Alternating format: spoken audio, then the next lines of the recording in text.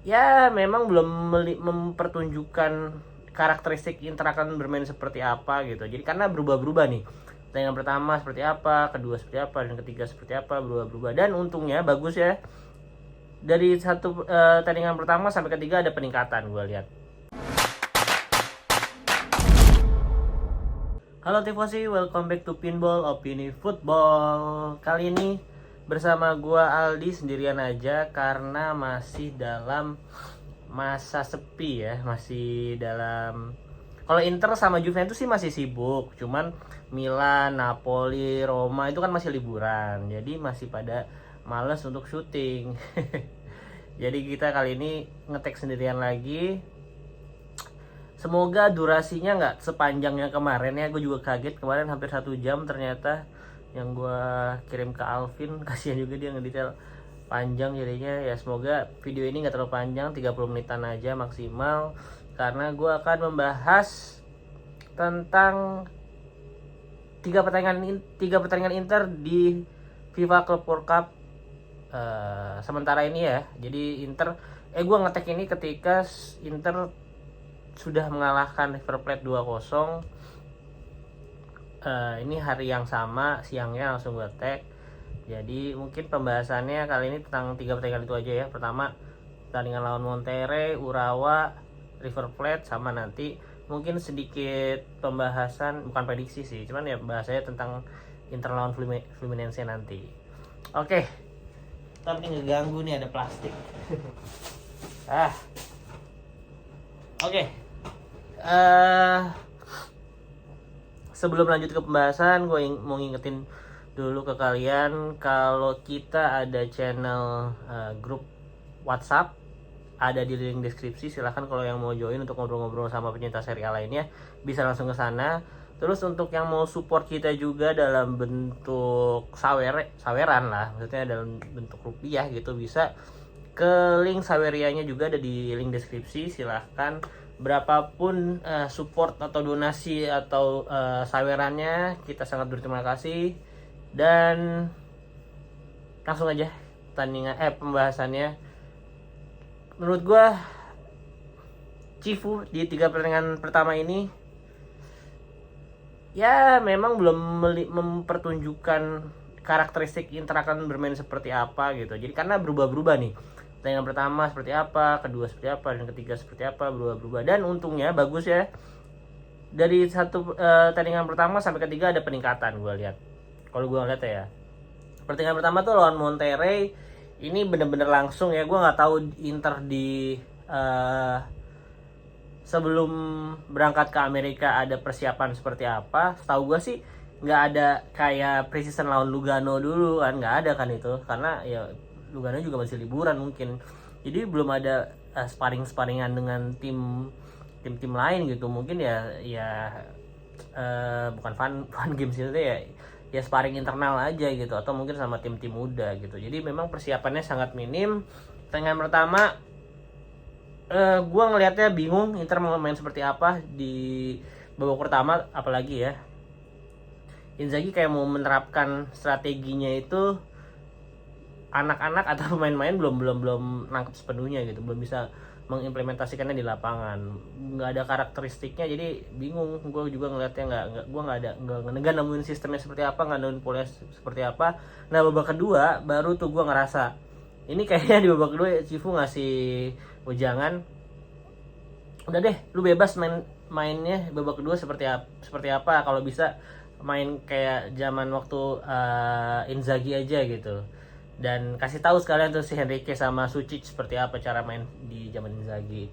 Kayaknya sih seperti itu ya. Tapi ya pertandingan itu Inter berhasil menahan imbang Monterrey ya 1-1, karena Monterrey hampir jadi puncak klasmen grup E ya setelah dia bisa mengalahkan atau membantai Urawa Reds 4-0 tadi. Jadi sebenarnya Monterrey juga nggak jelek-jelek amat ya. Di sana ada Sergio Canales yang punya pengalaman luar biasa, terus apalagi Ramos gitu, kipernya juga lumayan bagus sih, Andrada gitu. Jadi ya fair enough lah untuk pertandingan pertama. Ya gue nggak bisa bilang bagus, itu jelek. jelek banget, dan golnya juga bukan dari open play, golnya dari set piece. Ya memang udah agak ada kemajuan nih set piece-nya. Ya gue nggak tahu itu pola atau emang Aslani cerdik aja ngasih bola ke Augusto, dan Augusto crossing ke Lautaro, cuman ya lumayan lah golnya walaupun bukan open play. Setelah itu melawan Urawa Reds ya seperti biasa ini Inter dalam mode kayak lawan tim-tim Serie A yang kayak Sassuolo gitu, Cagliari, kesulitan cetak gol, terus kena serangan balik kebobolan, dan lawannya bertahan maksimal gitu setelahnya kan. Ya ini bisa jadi sekalian jadi uji coba untuk menghadapi tim-tim seperti itu sih, tim-tim kayak Cagliari, Sampdoria, Hellas Verona, Sassuolo gitu. Itu ya bisa jadi gambaran gimana nanti Inter ketika menghadapi tim yang mainnya counter attack, sekali dapat gol mereka langsung mundur di belakang gitu ya. Roma juga bisa dibilang gitu kan kemarin zamannya Ranieri, dan itu ya gue bilang peningkatan, walaupun pemain-pemain yang dimainkan ini agak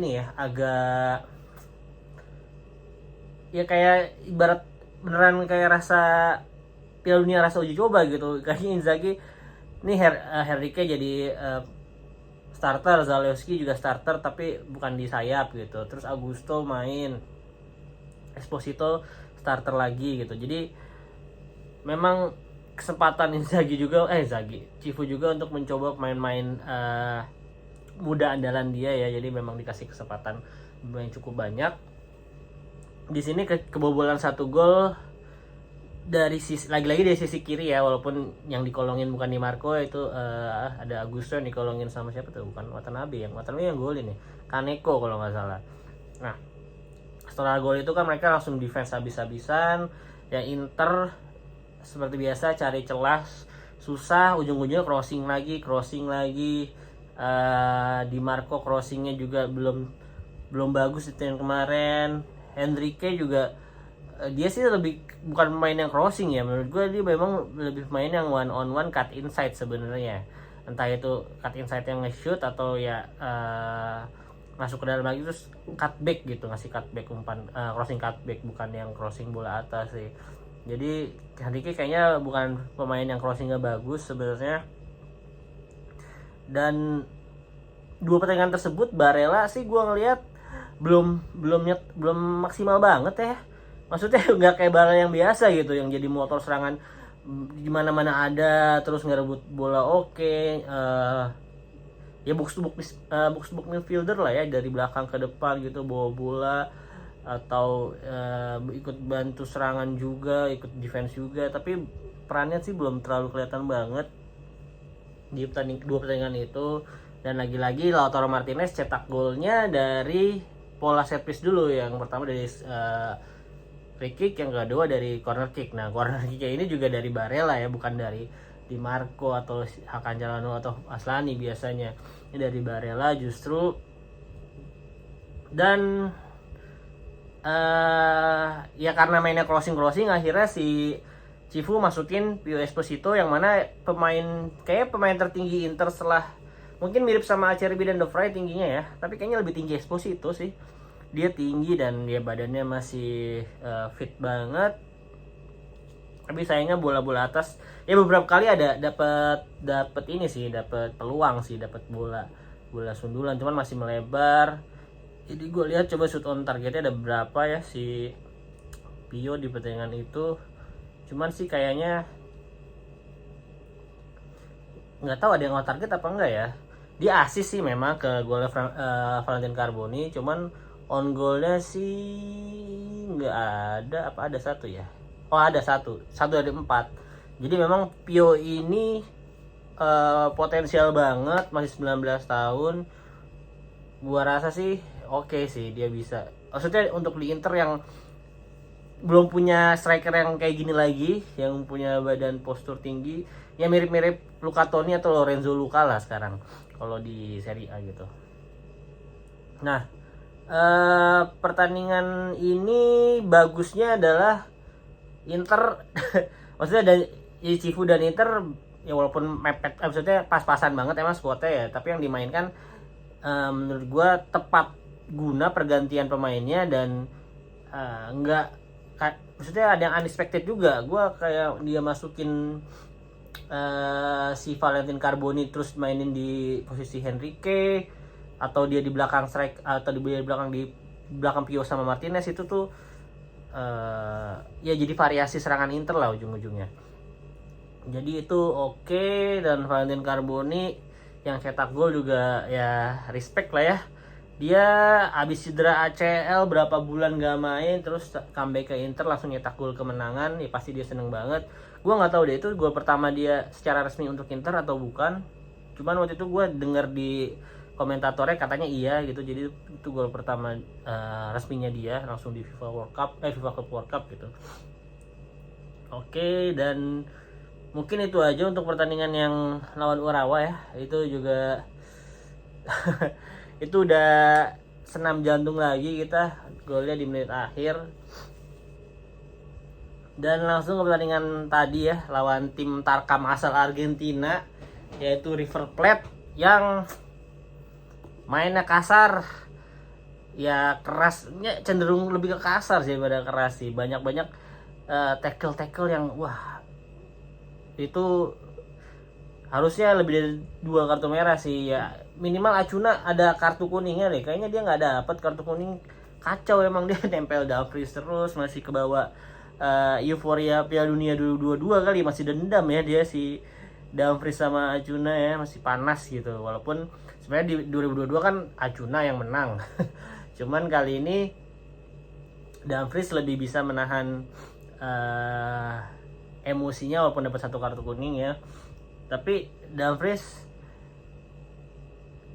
kayak ya dia habis cedera, dan kayak baru pulih langsung kayak menunjukin gue masih bisa fight untuk posisi sayap kanan nih walaupun ada Luis Enrique. Lu harus banyak belajar sama Dumfries sih kalau masalah mental dan positioning terutama ya. Dia positioning kalau di depan untuk bola atas bagus banget Dumfries, dan Enrique ya secara skill, secara lari oke. Cuman ya menurut gue Dumfries untuk saat ini masih sedikit di depan Henrique sih untuk posisi perebutan sayap kanan. Dan untuk line up-nya di sini balik lagi Acerbi, Mkhitaryan dan Darmian jadi starter.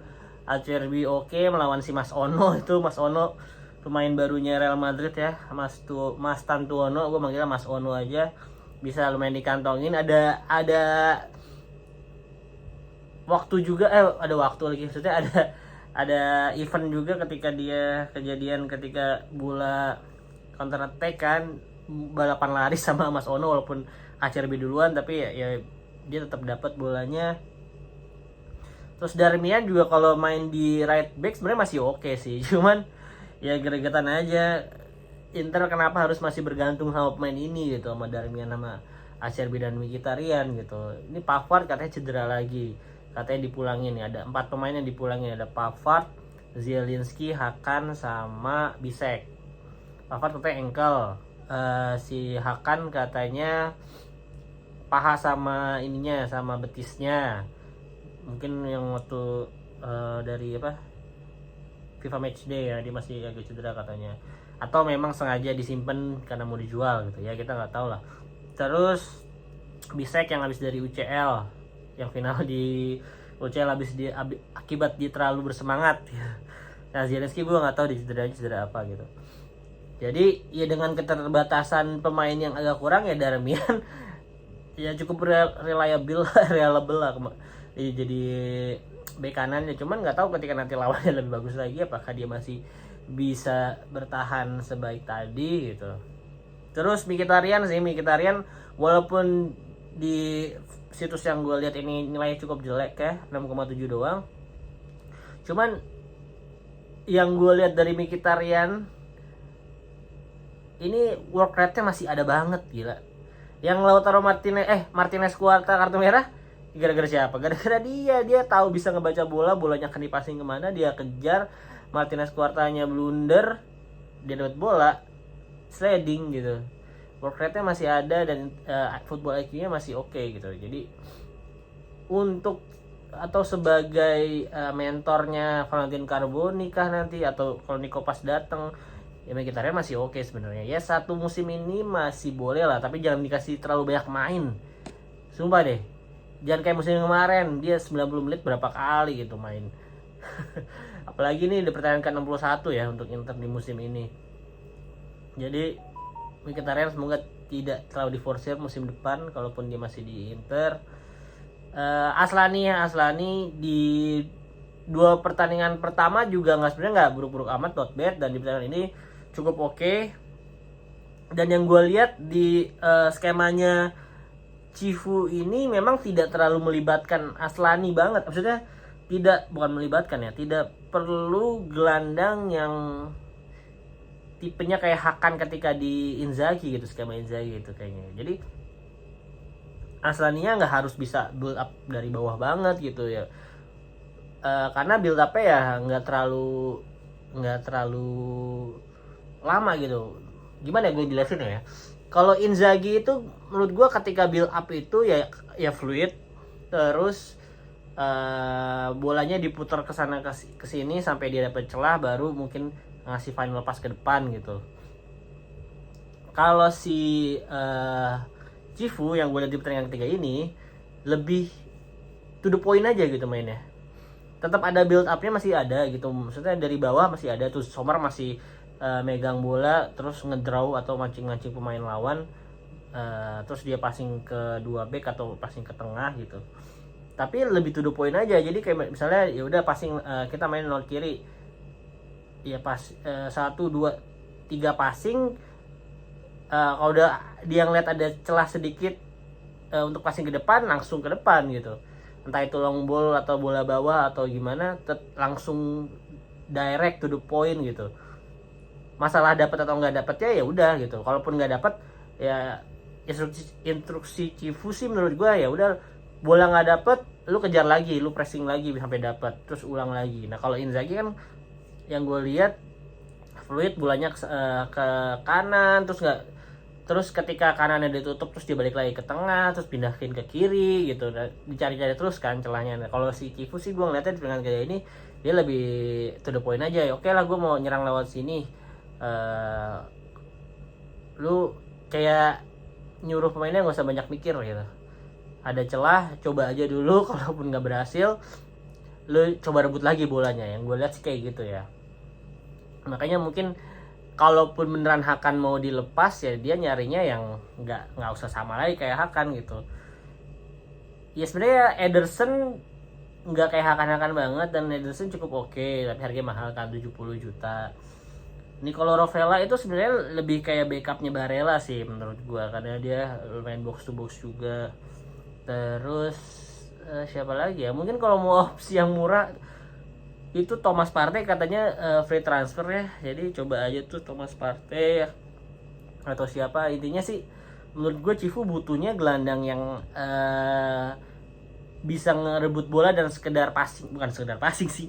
Maksudnya nggak perlu yang jadi playmaker gitu di posisi Aslani atau Hakan ya. Yang penting dia bisa ngerebut bola, distribusi secukupnya, yang berkreasi ya nanti Mkhitaryan atau Barellanya gitu di sana. Menurut gue sih gitu. Makanya dia mau membuat si Zalewski sama Carboni ini bisa main di belakang striker Lautaro Martinez kan. Itu sih. Ya mungkin Nico Pas kan itu yang kabarnya lagi diincar juga dan lumayan cocok dengan cara bermain Cifu gitu. Ya untuk pertandingannya sih ya di pertandingan ini Inter jauh membaik ya, seperti yang gue bilang ya. Kalau dari statistik, shoot on targetnya ada 3, big chance-nya juga 3, total shootnya 16. Dan yang masih buruk adalah penyelesaian di finishing gitu. Lautaro Martinez ada yang dia one on one, kan one on one banget sih. Terus Pio Esposito juga bola cutback nendangnya ke blok gitu. Jadi di tren ini Inter tidak kesulitan untuk membuat peluang, karena River Plate juga nggak main terlalu tertutup ya. Dia juga ngincer menang, karena kalau seri pun si Monterrey menang, dia di peringkat 3. Nah itu gue juga agak bingung ya di awal, karena head to headnya kan mereka sebenarnya yang dihitung kan 3 kan, antara Monterrey, kalau misalnya kalau pertandingan tadi seri ya, misalnya Monterrey, Inter sama River Plate kan sama-sama poinnya 5 harusnya kalau seri. Ya kan? Monterrey kan menang tadi di poinnya 5. Inter menang poinnya 7 kan. Iya benar kalau misalnya seri 6 ya. Sorry kan seri 2 kali. Yes, 5, sorry. 5. Yang sebelum pertandingan mulai kan selisih golnya yang lebih banyak plus 2 sih River Plate, tapi River Plate justru yang ada di bawah. Nah itu gue nggak ngerti juga, gue belum ngulik-ngulik banget juga tentang perhitungan poinnya atau head to headnya atau selisih golnya yang lebih diunggulkan. Jadi ya udahlah, intinya Inter berhasil menang jadi bisa lolos meyakinkan dengan skor 2-0. Nah di pertandingan ini juga gue seneng ngelihat Pio Esposito jadi starter dengan Lautaro Martinez ya. Dua pemain ini ya karakteristiknya jauh banget berbeda. Lautaro Martinez yang penyerang mobile suka jemput bola, ini Pio ini bener-bener target man yang udah jarang banget ada di sepak bola zaman sekarang, apalagi di Serie A gitu ya. Ya tadi gue bilang kayak Luca Toni kan, kayak Lorenzo Luca juga karena punya postur yang tinggi. Nah jadi ini gimana Cifu aja mau nge-buildnya Esposito seperti apa, menurut gue sih dia layak jadi striker keempat atau kelima lah untuk Inter musim ini. Kabarnya kan si Boni juga udah tinggal nunggu Parma aja lagi. Inter udah ngebid 24 juta, tinggal nunggu Parma oke atau enggak. Jadi ya Lautaro, Thuram, Boni, Taremi sama si Pio. Nah ini Taremi gue nggak tahu nih, walaupun dia udah bisa keluar dari, maksudnya udah lumayan aman posisinya. Maksudnya kan lagi perang ya, udah balik ke kota asalnya. Dia bisa nyusul apa enggak? Katanya sih nggak bisa nyusul ya, karena katanya dia justru disuruh langsung ke Italia aja untuk latihan. Padahal kan masih lama ya. Kenapa nggak liburan dulu sih? Terus ya Pio Esposito bisa jadi yang kelima sih, gua rasa. Daripada Carboni menurut gua masih Pio sih. Carboni kalau mau disimpan jangan jadi striker, jadiin AMF atau ya pokoknya gelandang atau second striker lah kalau nanti butuh skema yang 3-4-1-2 gitu atau gimana. Mungkin Carboni bisa ditaruh di belakang striker. Nah, Pio Esposito juga nyetak gol pertamanya ya. Ini hard work pay off. Jadi ya, Cifu udah bilang, ini gue kenal si Pio dari umur 13 tahun nih, sampai sekarang dia ngelatih Inter senior masih dia pakai. Dan harusnya di bawah Cifu yang gue lihat lumayan suka main muda dan berani gitu, harusnya dia bisa berkembang sih. Minimal di Coppa dapat menit banyak lah di Coppa Italia. Terus Sucic, ya nih Sucic tadi belum gua bahas ya. Sucic di pertandingan ini bagus banget, walaupun di awal-awal langsung salah passing ke Dumfries ya di awal dia masuk, tapi wah dia langsung ngasih assist ke Pio. Terus hampir ngasih assist lagi ke Mkhitaryan ya. Mkhitaryan kebiasaan dah kalau udah one on one finishingnya kemana-mana gitu. Itu segala ngelewatin kiper, terus bolanya ngambung lah. Itu hampir jadi assist keduanya Sucic. Terus ada lagi nggak ya? Intinya sih gue ngelihat Sucic ini kayak gabungan beberapa pemain yang dia hampir assist ke Mkhitaryan. Itu dia ada muter-muternya kayak Brozovic, ada sedikit skill dribblingnya kayak Kovacic, tapi posturnya kayak Vecino. Posturnya kayak Vecino pakai nomor 8 lagi. Dan Vecino waktu prime juga mainnya kayak gitu, kayak Sucic. Dia ya bisa punya passing dan visi yang oke, dan bisa dribble juga gitu. Dan yang kurang ya tinggal sisi defensifnya aja sih belum kelihatan ya. Sisi dia ngerebut bola di tengah, terus duel-duel bola atasnya seperti apa gitu. Itu sih yang belum kelihatan di beberapa pertandingan ini si Sucic itu. Tapi untuk visi bermain ya oke lah dia. Kalaupun dia mau dicoba di posisi Aslani, selama ada Barella di sampingnya atau Miki juga nggak apa-apa, itu kayaknya aman lah ya kan. Dua pemain itu work rate-nya lumayan gitu, jadi bisa nge-backup andaikan si Sucicnya agak males-malesan atau ya dia coverage-nya kurang gitu, masih bisa di-backup oleh Barella gitu. Nah, yang gua sayangkan adalah si Fratesi sama Thuram nih belum bisa main ya. Tadi nggak ada di line up juga. Fratesi katanya juga sebenarnya udah pemulihan tapi belum dimasukin ke line up. Thuram juga gue nggak tahu cedera apa ya. Jadi dia pertandingan pertama main ya, jadi pemain pengganti, tapi pemain kedua dan ketiga nggak, pertandingan kedua dan ketiga nggak main. Gue belum cari infonya lagi lebih lanjut seperti apa. Cuman oke lah untuk lawan tim selanjutnya Fluminense ya gua nggak nonton semua pertandingannya sih. Cuman kalau tadi misalnya Inter di peringkat kedua kan bertemu Dortmund, tapi ini kan seenggaknya ketemunya bukan tim Eropa lagi ya, walaupun Fluminense gua rasa juga pasti bagus juga karena tim Brazil itu kalau main di Amerika masih cocok lah gitu.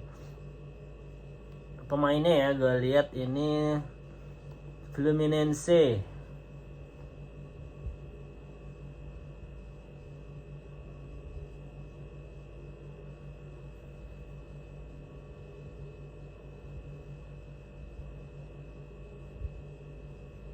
Gimana sih lihatnya?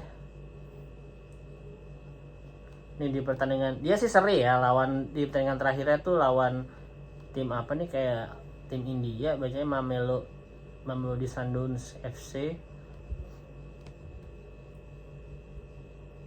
Apa ini Australia ya? Nggak tahu kan. Kalau dari line up yang dia mainin lawan si Mamelodi, gue sih nggak ngeliat ada nama yang familiar ya. Thiago Santos, Everaldo, Keno, Facundo Berna, Martinelli yang mana nih, Rene, Hercules, Ignacio, ini mungkin Naxio pernah di Eropa nih kayaknya deh. Nah tapi ini tim yang ya gue rasa tensi mainnya mirip-mirip sama River Plate juga ya, tim-tim Amerika Latin ini. Dan ngomong-ngomong River Plate, tadi ada yang balik lagi ya untuk pertandingan yang tadi, sedikit lagi Dumfries. Gue nungguin banget tuh sebenarnya di akhir pertandingan kan si Dumfries sama si Debbie Ceper lagi. Si mas-mas berleher pendek itu adu mulut lah ya, katanya si Acuna ngomong rasis ke Dumfries. Jadi Dumfries udah janjian, udah kita selesaiin di locker room aja gitu. Peluit berakhir di tiup, udah lari tuh mereka berdua menuju locker room, tapi dipisahin. Sayang sekali. Terus Dumfries masih nungguin kan di mix zone gitu katanya. Ya nggak muncul juga. Udah seru tuh lihat brawl Dumfries versus Acuna ya ini karena Theo-nya sudah fix ke Al Hilal ya, ini Dumfries lagi mencari musuh baru nih. Ya siapa tahu Milan mau merekrut Acuna. Ya sebenarnya nggak jelek-jelek amat kok Acuna, pernah main di Sevilla juga ya kalau nggak salah ya. Montiel tuh yang kanan, Acuna yang kiri, dan iya kayaknya di Sevilla atau liga Spanyol lah intinya. Dan oh ya tadi juga ada satu pemain River Plate yang mantan main Inter juga, mantan main Primavera juga, itu Facundo Colidio. Dia pemain Inter di zamannya Nicolo Zaniolo. Itu seangkatan nama Seba nggak ya? Enggak ya, lebih tua dari Seba ya. Seba itu kan 21 apa 22, dia 25. Dia seangkatannya Zaniolo. Pokoknya gue lupa siapa lagi, cuman intinya di musim ini dia dapat dapat Scudetto Primavera lawan Fiorentina dan dia golin kalau nggak salah. Itu di zaman 2017-18 berarti ya. Jersinya jersey yang masih ada Icardi, soalnya yang jersey putihnya warnanya di sini biru sama hitam. Masih ada Icardi, Rafinha, Makaramo kalau di tim seniornya. Dan kalau ngelihat bagannya atau bracketnya secara keseluruhan, karena Inter berhasil menjadi pemuncak grup E dengan 7 poin, akan bertemu dengan Fluminense. Nah yang menarik adalah, ini kan gue belum masih di tanggal 26 ya, karena di 27 paginya itu si Juve lawan City. Nah itu akan menentukan siapa yang akan bertemu Inter di babak selanjutnya kalau Inter lolos menang lawan Fluminense, antara Juve dan City. Kalau sementara ini kan Juve sama City poinnya sama-sama 6. Juve menang selisih gol. Selisih golnya lebih bagus. Jadi dia di peringkat 1. Nah, harapan gua adalah Juve ya entah menang atau seri lah, paling seri lah. Jadi dia tetap di puncak klasemen. Dan Juve kalau misalnya seri, pegel banget kaki gue akan bertemu dengan tim dari runner up grup H, yang mana ada Real Madrid, Salzburg, Al Hilal itu masih bisa jadi run up dan bisa jadi pemuncak klasemen. Al Hilal akan melawan Pachuca, sementara Real Madrid akan melawan Salzburg. Kalau dari jadwalnya, secara jadwal ini menguntungkan jelas di Al Hilal. Al Hilal ketemunya tim yang lebih mudah ya. Pachuca ini dari Meksiko juga kalau nggak salah ya, Amerika Latin lah pokoknya. Dia belum pernah menang, kemudian 5 kali nyetak gol baru 2. Sementara ya Al Hilal bisa nahan Madrid dan Salzburg gitu. Nah Salzburg kalaupun dia seri, ini hitung-hitungannya akan sama kayak ini lagi nih, sama kayak Inter, Monterrey dan River Plate. Gue nggak tahu yang mana yang akan diunggulkan gitu kalau sama-sama 5 poin ya. Kan kalau Madrid sama Salzburg seri 5 poin, Al Hilal menang Pachuca 5 poin juga. Nah harapan gue sih Madrid menang, Al Hilal menang, Al Hilal jadi runner up ketemu Juve. Ya gue harap sih Al Hilal bisa ngelain Juve biar Inter bisa ketemu Al Hilal di babak 8 besar. Kan seru ya, langsung ketemu mantan pelatih gitu yang sudah meninggalkan Inter dalam kondisi luka besar 5-0. Dan ya menariknya Al Hilal di 2 pertandingan dia pertama, Inzaghi di 2 pertandingan pertama dia melatih Al Hilal pakai 4 back yang mana tidak pernah dilakukan. Ya mungkin pernah dilakukan tapi di in game lah.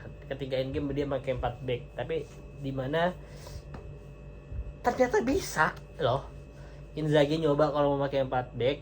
Nah ini gue mau lihat nih apakah 4 backnya itu bisa dikalahkan oleh 3 backnya ala Cifu atau seperti apa nanti. Kan seru tuh ya, harapan gue sih itu ya. Terus kalau untuk bagian bawahnya lagi di Inter ini sebenarnya cukup tidak maksudnya tidak terlalu menyeramkan dibandingkan bagian sebelahnya ya, karena Botafogo akan ketemu Palmeiras, sementara Benfica akan ketemu Chelsea. Nah Benfica ini gue kalau nggak salah dia ngalahin Bayern ya di babak grup, makanya dia jadi pemuncak klasemen. Sedangkan Chelsea dikalahkan oleh Flamengo, makanya dia jadi peringkat 2 gitu. Dan untuk di bagian sebelah kanannya yaitu raksasa-raksasa ya, PSG ketemu Inter Miami, Bayern ketemu Flamengo, Dortmund ketemu Monterrey. Dan ya ini antara Juve atau City yang akan ketemu Madrid. Nah menarik nih ya, babak 16 besar udah lumayan ini sih, udah lumayan seru-seru sih pertandingannya kayaknya ya, karena ya babak grup ini beneran kayak Piala Dunia rasa pre-season buat fans Inter, terutama buat gue yang nontonnya ya. karena banyak main muda yang dimainin, mainnya pagi gitu, mainnya jam 8 tadi. Di sana jam 8 masih terang. Keluar malam kan di sana soalnya. Ya semoga Inter bisa memaksimalkan kesempatan ini lah. Maksudnya ini kesempatan preseason lebih awal. Gua sih nggak berharap dapat trofi langsung ya. Ini sangat jauh dari ekspektasi gua sebenarnya. Ya cukup 16 besar atau 8 besar kayaknya udah oke. Dan kabarnya Inter dengan lolos ke babak 16 besar ini sudah mengantongi 36 juta euro, dan jumlah yang cukup lumayan ya dari partisipasi, bonus menang gitu, bonus lolos. Bonus menang itu 2 juta per game kan, seri 1 juta, partisipasi berapa gitu, terus lolos 7,5 juta segala macam. Pokoknya di total 36 juta tadi sih gue ngeliat di salah satu tweet. Ntar coba gue make sure dulu biar pastiin ya, ntar gue coba kasih ke kalian juga di akun Interzone apa Extra Inter. Oh, Zona Interisti. Aduh, bawa belasin tapi nggak jadi. Nih, kelihatan nggak tuh? Blur nggak tuh? Lumayan ya, 36 juta. Nah kalau misalnya menang lagi lawan Fluminense, gue nggak tahu tuh tetap 2 juta apa jadi 3 juta. Ya minimal 40 jutaan lah Inter bisa bawa pulang dari Amerika gitu. Ya udah, mungkin itu aja untuk pembahasan kali ini ya. Ini udah 36 menit, jangan sampai 40 menitan. Thank you untuk teman-teman yang sudah menonton channel Pinball ini, yang masih menunggu-nunggu video kami ya.